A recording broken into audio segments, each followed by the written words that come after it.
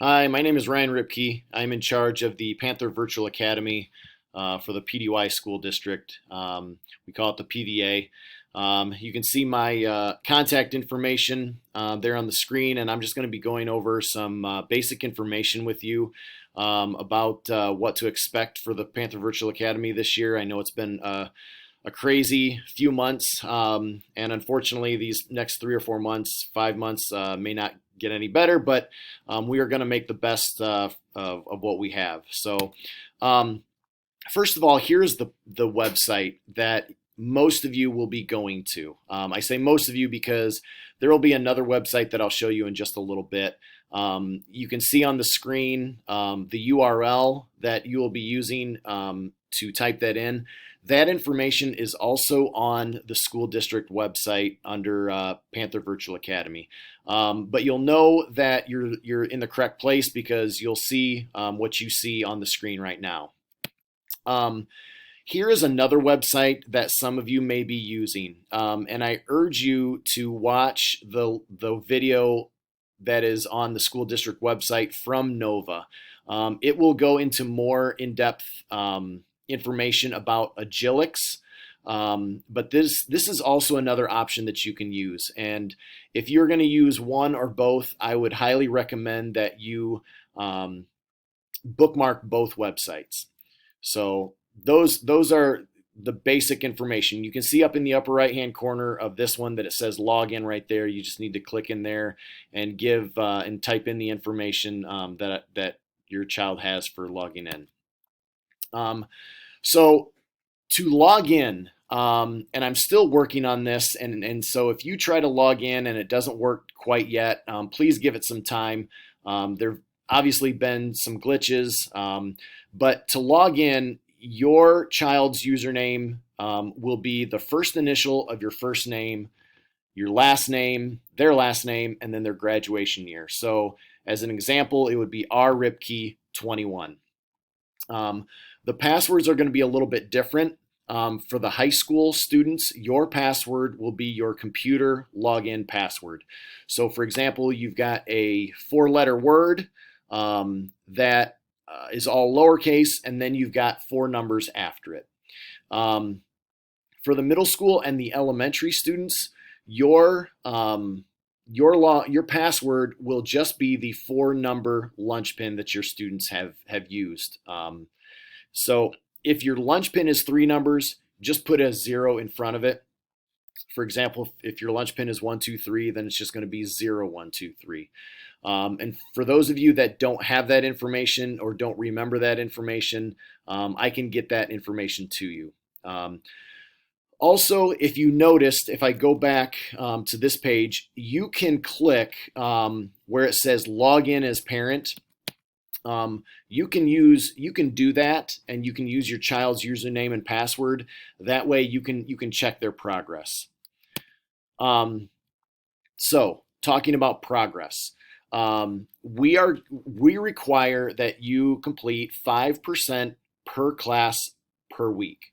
Most students are going to be enrolled in 5 classes. Some, and I have right here, high school students may have 6, but there may be even some elementary or middle school students that have 6. But if that were the case, 5 classes, that means you have to complete 25% per week, 6 classes, 30% per week.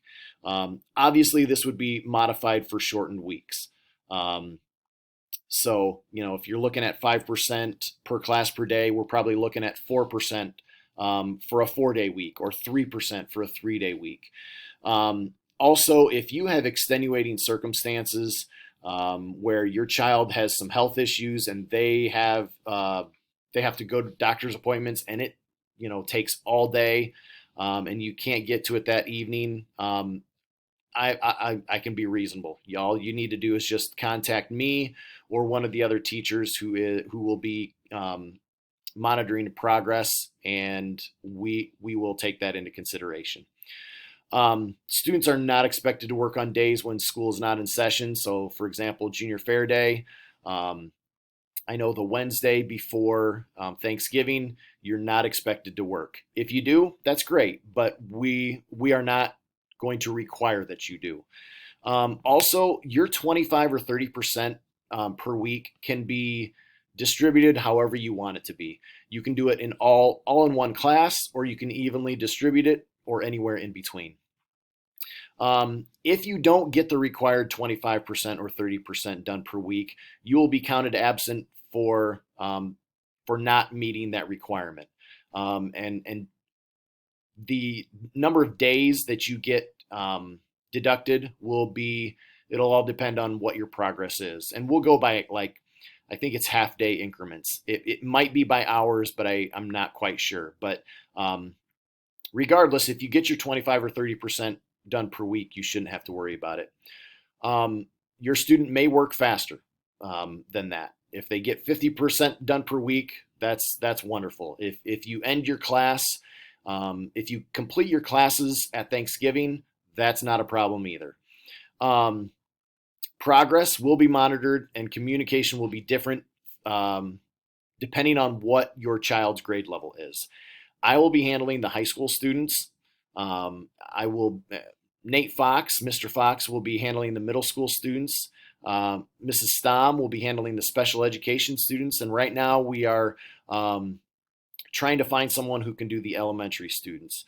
And so that person will be the one that will be communicating with you on a weekly basis, telling you your child's progress, telling you whether you're behind, if you are, and also telling you whether your child will be counted absent retroactively for the previous week. Requirements. High school students. This is just for high school students. You will be required to take your tests in the high school building. Your arrangements can be made by either calling me or the high school office. Your assessments should have passwords on them. If they don't have a password on them, please contact me, and I will make sure that passwords are put on the rest of your assessments. But if it does not have a password, that does not allow your child to take the assessment at home. That just means I overlooked it, and that's a possibility. So there's a lot of things that I may have to go in once students get started. I may have to go in and fix because I missed something. So for all students, passing score for the assessments is 70%. And without that 70%, you shouldn't be able to move on. If you can move on, we will ask you to go back and have your child retake that assessment until they get the 70%. If your child cannot pass the assessment, I think it's maybe 2 or 3 times, then it'll lock you out. And then all you have to do is contact one of the other teachers, me or one of the other teachers, Mr. Fox, Mrs. Stom, or the elementary teacher that will be assigned to your child, and they can reset it. Once that assessment is reset, you will see something like you see on the screen right now. Your grade will be in red if it's under 70%, and then there will be a little circle with an arrow at the end. That will indicate to you that your child can take the assessment again. Okay, FYI, no grades will be given after the first grading period. The only grades that we submit will be at the end of the semester. If you want to see what your child's grades are, you can log in as a parent. You can even log in as your child, and you can check to see what their grades are. Any assignments not completed by the end of the first semester will be given a 0, and obviously that will take your child's grade down. So they may have an A with 80% of the course done, but we will be putting in zeros for the other 20%, and obviously that's going to take that grade down to possibly a C. As I mentioned before, I think just briefly, progress reports will be emailed to parents on a weekly basis. You should not have to download anything else. I did have a question about downloading a PDF reader. That may be the case.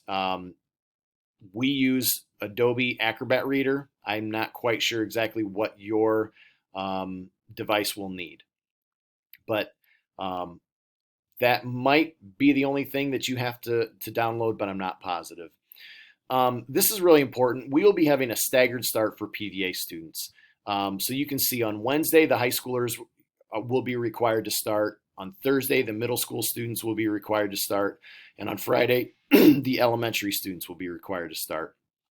This is actually um, for your benefit and for mine.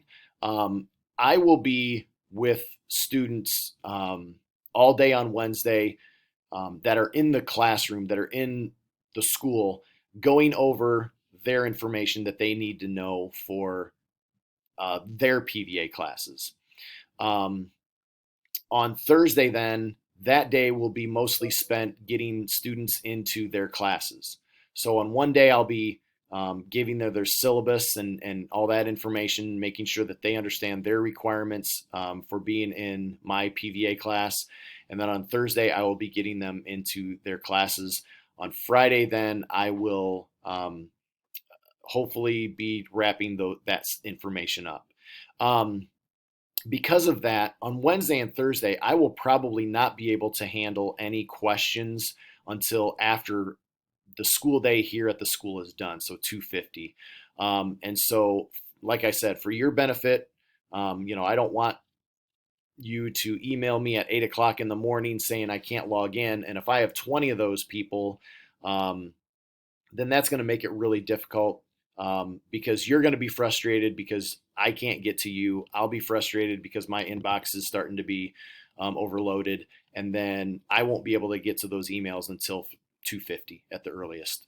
So um, if you're a middle school or an elementary student and you want to get started on Wednesday, by all means, you are free to get started. Just know that you're not required to start until the day that you see on the screen.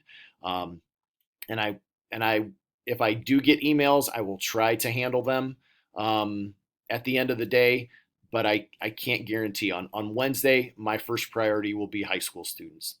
And then also, we don't know how this is going to turn out.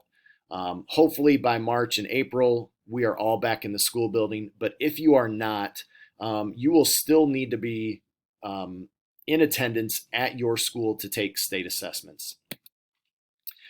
Just some reminders, and these are reminders from Dr. Hazelman's letter that he sent out earlier, I think maybe in July. And I just want to go over some of these things with you. First of all, this option is different from last spring's district learning plan. Last spring, your child's teachers were very hands-on.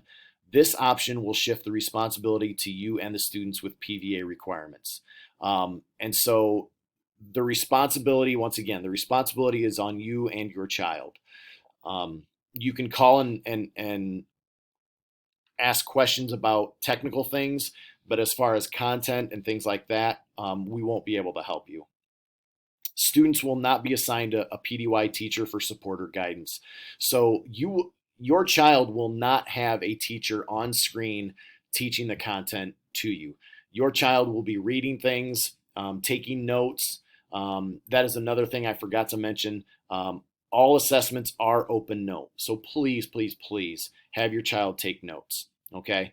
But your child will not have a teacher guiding you through these lessons. This will be self-guided and self-paced. By choosing this option, you are committing to the first semester. At the end of the first semester, you can reevaluate your decision and you can go from there. You can either decide that you want to stay in the Panther Virtual Academy from home for the second semester, or you can decide to come back into the building. But that option of coming back into the building won't be available until the second semester. Courses are grade level and fixed curricula. They are unmodifiable and may not meet your child's individual needs. That's the one thing I want to stress to you is that the curricula that you will be using is one developed by a company which we have purchased. And so it may not line up exactly with the curricula that is being taught in the classroom. So your child will not be getting the same education that their classmates in the building will be getting. Once again, high schoolers, you will be required to take your tests in the high school building. Arrangements can be made by calling the high school office. And then also, please, I've put